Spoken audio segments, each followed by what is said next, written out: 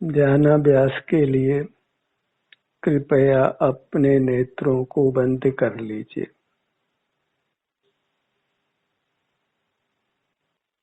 आप स्वयं सुख के धाम हैं। जब बाहर देखना बंद कर देते हैं तो आप सुख के धाम में स्थित होते हैं। आपको सुख का अनुभव होता है। जब बाहर नहीं है तो अपने आनंद भवन में ही है, और जब आनंद भवन में है तो आनंद का ही भोग होता है। बाहर आनंद नहीं है, इतना ही निर्णय कर बाहर नहीं रहना है। बाहर हमारी वस्तु नहीं है। बाहर की दुनिया परदेश है। स्वदेश अपना अमूर्त शरीर ही है, अपना स्वरूप ही है। अपना मुख अपनी ओर रखिए और आनंद से रहिए। वास्तव में तो जब परमुख नहीं है तो स्वतः ही अपने आनंद का भोग होता है। एक बार दृढ़ता से यह निर्णय कर लीजिए कि बाहर हमारा सुख नहीं है। बाहर देखना निस्सार है। जड़ पदार्थ के अलावा कुछ दिखता भी नहीं है, और भौतिक रचना है जो केवल सुख का भ्रम उत्पन्न करती है। उसमें किंचित भी सुख नहीं है।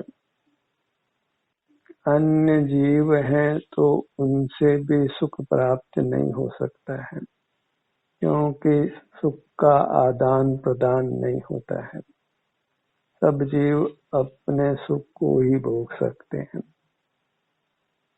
सब प्रकार से निर्धार कर अपने में बने रहना है, और इससे हमें परमात्मा हो जाना है। क्योंकि अंतरंग में हम परमात्मा हैं, इसलिए प्रकट परमात्मा हो सकते हैं। यदि अंतरंग में परमात्मा नहीं होते तो परमात्मा नहीं हो सकते थे। स्वर्ण पाषाण में स्वर्ण है, इसलिए वह प्रकट स्वर्ण हो सकता है। लोहे के पाषाण को तपाने पर भी सोना नहीं बन सकता है। उद्गल से परमात्मा नहीं बन सकता है। और संसारी जीव क्योंकि अंतरंग में परमात्मा है, इसलिए वे परमात्मा हो सकते हैं। हम परमात्मा हो सकते हैं क्योंकि हम अंतरंग में परमात्मा स्वरूप हैं। बाहर जब सुख की खोज करना बंद कर दें तो परमात्मा होने में कुछ भी देर नहीं लगती है, और परमात्मा होकर हमको सुख का अनुभव होता है। वहाँ कोई भौतिक पदार्थों का देखना जानना नहीं है, अन्यथा तो वहाँ भी फिर काम भोग ही होगा। इंद्रिय ज्ञान होगा, इंद्रिय सुख दुख होगा। तो परमात्मा को सर्वज्ञ मत देखो, उन पर दया करो और अपने पर दया करो। परमात्मा को आनंद भोजी देखो। आनंद ही हमको चाहिए, आनंद ही हमारा स्वरूप है। और जब अपने सन्मुख होते हैं तो हमें कुछ पर का जानना नहीं होता है, अपने आनंद का ही भोग होता है। इससे ये फैसला करिए कि जीव आनंद स्वरूप है। अभी क्योंकि मूर्त का संबंध है तो ज्ञान हमको होता है। उस ज्ञान को बस समझ के काम में लीजिए कि सुख हमारा स्वरूप है, और फिर उस ज्ञान को भी मर्यादा में ले लीजिए। अभी ज्ञान कर्म के संबंध से है। हमको मन, इंद्रियां, मस्तिष्क प्राप्त हैं। इसके माध्यम से इतना ही फैसला करना है कि हम आनंद स्वरूप हैं।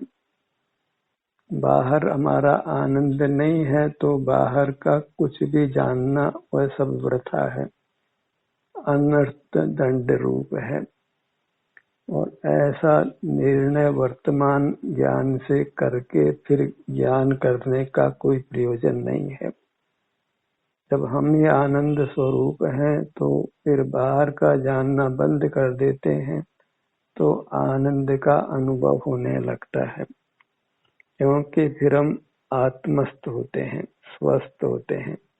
बहिर्मुखता ही हमको अस्वस्थ करती है। बाहर देखने जानने रूप होने पर हम अपने सुख से च्युत हो जाते हैं, और अपने सुख से च्युत होने से सुख नहीं होकर फिर दुख होता है।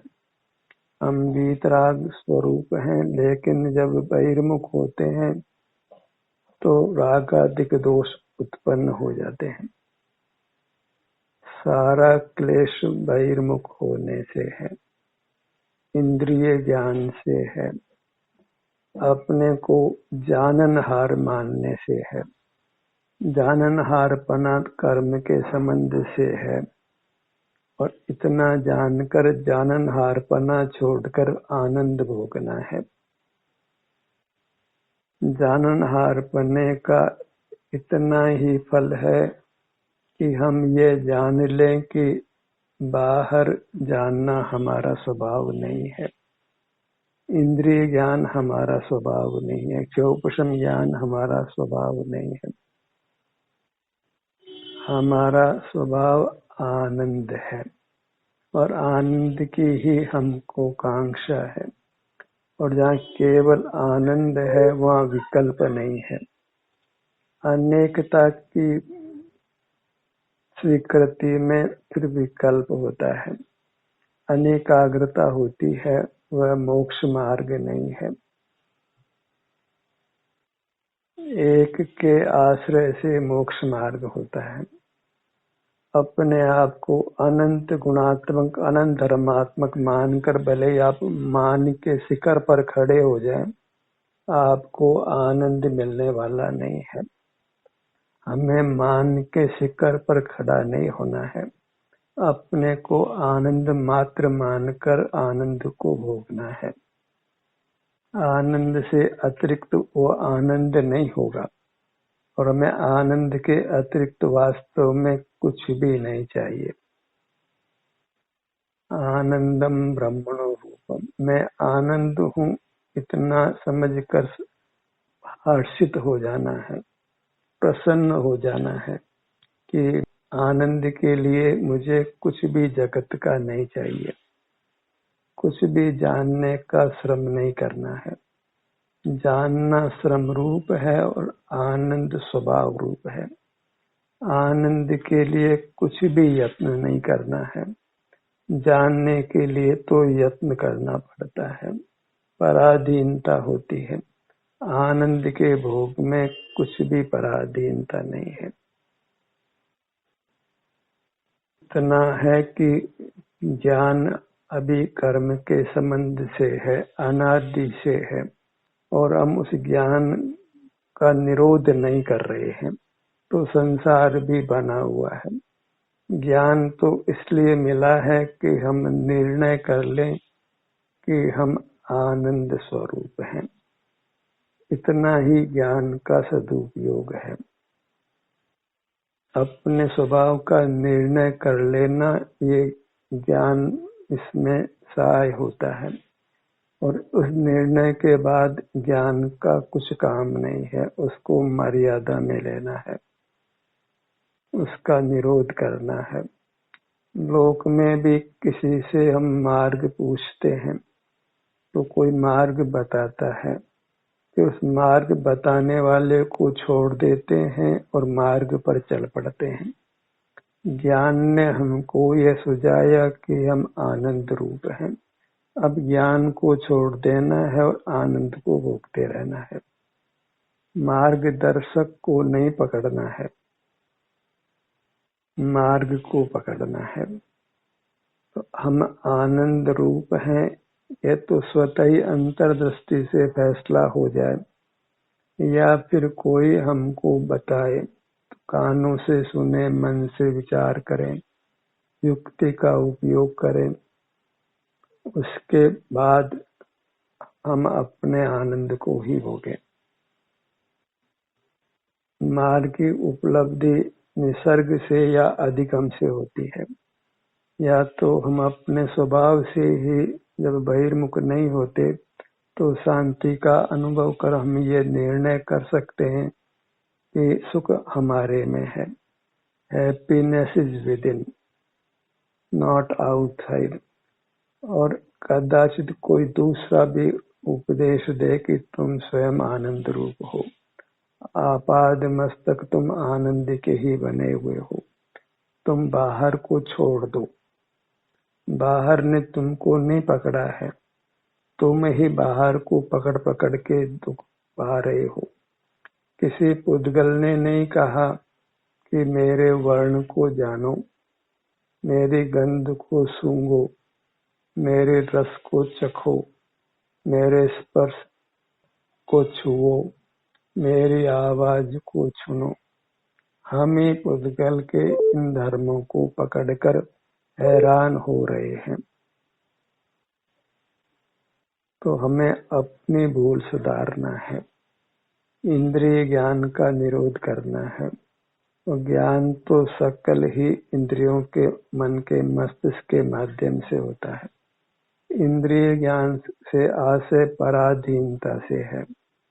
इंद्रिय, मन, मस्तिष्क, इन सब के आदि में इंद्रिय है, इसलिए सबको इंद्रिय ज्ञान कहा। मति ज्ञान, श्रुति ज्ञान दोनों ही इंद्रिय ज्ञान है, और दोनों ही मूर्त के आश्रय से होते हैं, और अनादि से हम मूर्त से बंधे हैं। ज्ञानावरण कर्म का संबंध है, और हीनादिक ज्ञान हमको उस कर्म के संबंध से हो रहा है। और ज्ञानावरण कर्म का क्षय होने पर फिर ज्ञान नहीं होता है, आनंद होता है। आवश्यकता ज्ञानावरण कर्म के क्षय उपशम की है, वो क्षय उपशम हमारे पास है। उससे अपने को आनंद स्वभाव निर्णित कर आनंद को पा लेना है। फिर केवल ज्ञान की कांक्षा नहीं करना है। केवल सुख होता है, चार केवल नहीं होते हैं। केवल ज्ञान, केवल दर्शन, केवल सुख, केवल बल, केवल नहीं रहे। केवल माने मात्र, मात्र सुख हमारा स्वरूप है। फिर ज्ञान की आवश्यकता नहीं है परमात्मा होने पर। कोई फिर मूर्त को देखना जानना नहीं होता है। अन्य जीवों को कैसा दुख हो रहा है वो तो हमको अनुभव नहीं हो सकता है, परमात्मा को भी नहीं हो सकता है।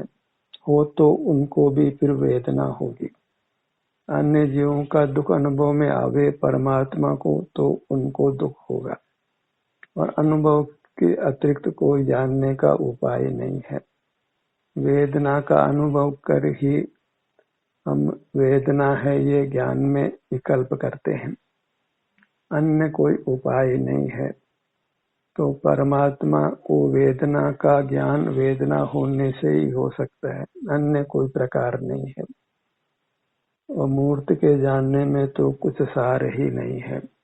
जानने का जितना प्रयोजन है वह जानना हमारे पास है, उससे अधिक जानना का कोई प्रयोजन नहीं है। और वह ज्ञान से छूटकर फिर ज्ञान नहीं होता है, ज्ञान का निरोध कर फिर ज्ञान पैदा नहीं होता है। ज्ञान के निरोध से आनंद होता है।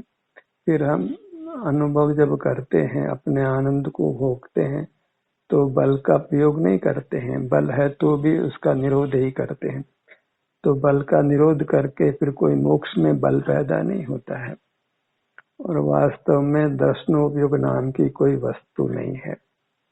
दर्शनावरण कर्म के उदय से हम अपना अनुभव नहीं कर सकते हैं। और 10 वर्ण कर्म का क्षय होने पर केवल दर्शन नहीं होता है, हम अपना अनुभव कर पाते हैं।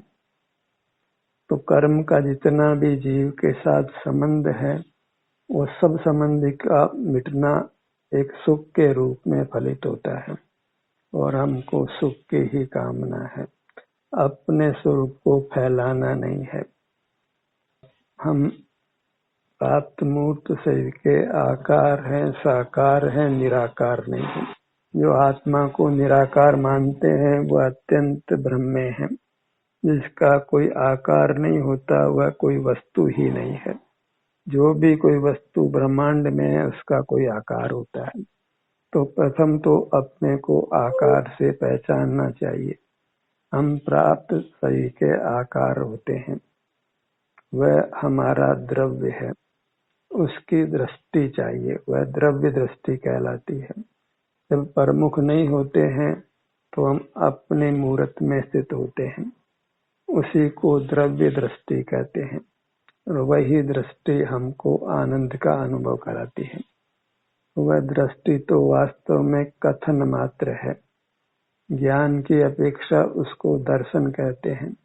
पर जब बाहर का ज्ञान नहीं करते तो हमको अपने स्वरूप के किसी भाग में आनंद का अनुभव होता है। सर्वांग में सुख का अनुभव इसलिए नहीं होता कि अभी 10 वर्ण कर्म का संबंध हमारे संपूर्ण सुख के अनुभव में बाधक होता है।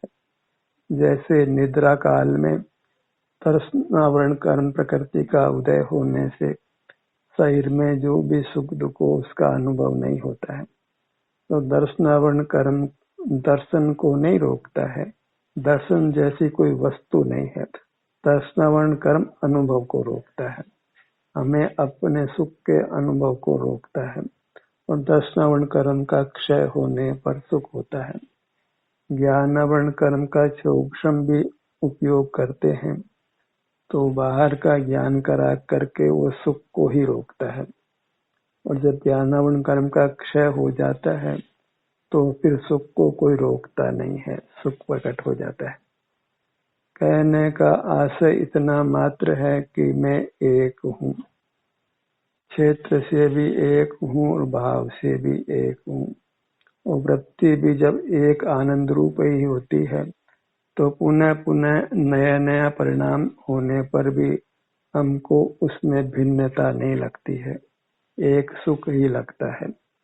जैसे फिल्म में एक ही वस्तु को निरंतर दिखाया जाए, प्रोजेक्टर पे एक ही वस्तु की बार बार चलाई जाए तो पर्दे पर एक ही वस्तु सामने होती है, नई नई वस्तु आती भी भाषित नहीं होती है। ऐसे ही जब आनंद का ही परिणाम अगले अगले क्षण में होता है तो हमको द्वैत भाषित नहीं होता है, आनंद स्थिर हो गया है। वही आनंद वही आनंद वही आनंद, तो परिवर्तन भाषित नहीं होता है, तो वृत्ति स्थिर हो जाती है, जैसे कुछ बदल ही नहीं रहा है। काल का भी मानो परिवर्तन ही नहीं हो रहा है, निरंतर आनंद रहता है और एक रूप आनंद रहता है। जैसे शुद्ध सोना फिर एक रूप ही पीला रहता है, नया नया पीलापन आता हो ऐसा भाषित नहीं होता है। स्वर्ण में नई नई कांति आती हो ऐसा भाषित नहीं होता है। हालांकि स्वर्ण भी द्रव्य होने से उसमें प्रति समय नई नई पर्याय होती है, पर कुछ भी ऐसा भाषित नहीं होता है। शुद्ध हीरा है तो वो एक रूप ही भाषित होता है, नई नई पर्याय आती भाषित नहीं होती। जब हम कर्म के क्षय से परमात्मा होते हैं तो आनंद स्थिर हो जाता है, फिर नया नया आनंद आ रहा है ऐसा भाषित नहीं होता है। उत्पाद व्यय होने पर भी मानो सब कुछ ध्रुव हो गया है, विस्तार भी ध्रुव है और परिणाम भी अचल हो गया है, तभी उसको ध्रुव अचल अनुपम गति कहते हैं। कुछ भी चलायमान नहीं होता है, स्थिर वृत्ति होती है, तो एक ही वृत्ति भाषित होती है, एक द्रव्य है, एक गुण है, एक वृत्ति है। ऐसा मैं अद्भुत चैतन्य द्रव्य हूँ, महान पदार्थ हूँ, आनंद के अलावा सब भावों से व्यतिरिक्त हूँ। अपने को आनंद मात्र निर्णित करो। बाहर आनंद नहीं है, तो बाहर को छोड़ देना है और तत्काल ही जब बाहर नहीं होते तो अपने में ही होते हैं। महल में खड़ा व्यक्ति खिड़की से बाहर नहीं देख रहा है तो फिर महल में ही खड़ा है। जब हम बहिर्मुख नहीं हैं तो सहज ही आत्मस्थ ही है, और जब आत्मस्थ हैं तो स्वस्थ हैं, और स्वस्थ हैं तो सुखी हैं। तो बाहर का जो राग है या द्वेष है वह इसलिए खड़ा होता है कि बहिर्मुख होने पर मोह कर्म का उदय होता है। उससे पदार्थ सुहावने असुहावने भाषित होकर राग द्वेष पैदा होता है। तो वह सब भ्रम का जंजाल खड़ा होता है जब हम इंद्रिय ज्ञान में खड़े होते हैं, क्षोभसम ज्ञान में खड़े होते हैं। क्षोभसम ज्ञान का इतना ही अंश अच्छा है कि उससे हम निर्णय करें। वह निर्णय परमार्थ से तो तभी होता है जब हम बहिर्मुख नहीं होते हैं। फिर भी बहिर्मुखता में युक्ति के अवलंबन से हम अपने को सुख स्वभाव निर्णित करते हैं और फिर बाहर देखना बंद कर देते हैं, विचार करना भी बंद कर देते हैं, तो आत्मस्थ होते हैं, शांति का अनुभव होता है और फिर ज्ञान में दृढ़ता आ जाती है। बहिर्मुख भी होते हैं तो मार्ग यही है, ऐसा ज्ञान में दृढ़ निश्चय हो जाता है। फिर उस ज्ञान को घोखना नहीं पड़ता है। फिर जीव सहज ही ज्ञान के विकल्पों से मुक्त रहकर आनंद को ही भोगता है। किसी भी कारण के होने के बाद उस कारण को कोई पकड़ना नहीं होता है। फूल के बाद जब फल आ जाता है तो फूल को कोई नहीं पकड़ता है, फल का ही सेवन करते हैं। ज्ञान से हमने अपने को आनंद स्वभाव निर्णित किया, तब फिर हम आनंद को ही भोगते हैं, उस ज्ञान को नहीं पकड़ते हैं। ज्ञान भले ही मार्गदर्शक मान लिया जाए पर मार्ग नहीं है। ज्ञान से भिन्न ही आनंद को भोगना वह मार्ग है। मार्ग में भी आनंद का भोग है और मार्ग के फल में भी आनंद का भोग है। स्वर्ण पाषाण तपता है तब भी वो पीला ही प्रकट होता है और पूर्ण तपने के बाद पूर्ण पीला प्रकट होता है। ऐसे ही मोक्ष मार्ग में थोड़ा आनंद है और मोक्ष होने पर पूरा आनंद है, पर स्वरूप हमारा आनंद मात्र है। मैं आनंद मात्र हूँ। जो ज्ञान मात्र मानते हैं वे पंचम काल के कारण, कलिकाल के कारण भ्रम में हैं। फिर वह भले ही पंडित हो या मुनि हो, हमें किसी पर के पक्षपात में नहीं रहना है। हमें अपनी युक्ति और अनुभव से निर्णय करना है। बाबा वाक्य प्रमाण मानकर तो सारे संप्रदायों में कलह हो रहा है। अब अपने ग्रंथों को पकड़कर बैठकर आपस में लड़ते हैं। हमें ग्रंथ से परे अनुभव पर खड़ा होना है, फिर कोई झगड़ा फसाद नहीं है, तभी हम आनंद को भोग सकते हैं। कहीं भी किसी भी वाक्य को पकड़कर कट्टर नहीं होना है, वह सब अंधविश्वास है। हमें योगक्षम ज्ञान मिला है और हमारा स्वभाव आनंद है। उस कर्म के क्षोभक्षम को भी हमने अपने आनंद के लिए काम में लेना है। उस क्षोभक्षम का भी अहंकार नहीं करना है। मैं क्षोभक्षम स्वभाव वाला नहीं हूँ। ज्ञानावरण के क्षोभक्षम से जो ज्ञान होता है उस स्वभाव वाला मैं नहीं हूँ। निर्णय करने का क्षोभक्षम पैदा हुआ है पर वह केवल मार्ग है, मार्ग दर्शाता है। मार्ग तो अपने में स्थित रहना है। ज्ञान मार्गदर्शक भले ही हो पर मार्ग ज्ञान का निरोध कर आनंद को भोगना है। अन्यथा तो बहिर्मुखता में ज्ञान करते रहो, कराते रहो, अनंत काल एक हो गया है। हमें अपने आनंद को भोगते हुए निर्विकल्प रहना है, वीतराग रहना है, और वीतराग रहने से ही हम निर्बंध होकर परमात्मा पद को पा सकते हैं। ऐसा जब निश्चय कर लेते हैं तो वृत्ति आत्मस्थ रहती है, सहज ही रहती है, मृदुता से मोक्ष मार्ग चलता है। जबरन कुछ करना नहीं होता है, आनंद के साथ आनंद का मार्ग चलता है और हम पूर्ण आनंद को प्राप्त करते हैं। कुछ श्रम नहीं है, सहजता से ही मोक्ष मार्ग होता है और सहजता से ही मोक्ष होता है। ध्यान का सत्र यही समाप्त होता है। आपकी सहभागिता के लिए धन्यवाद।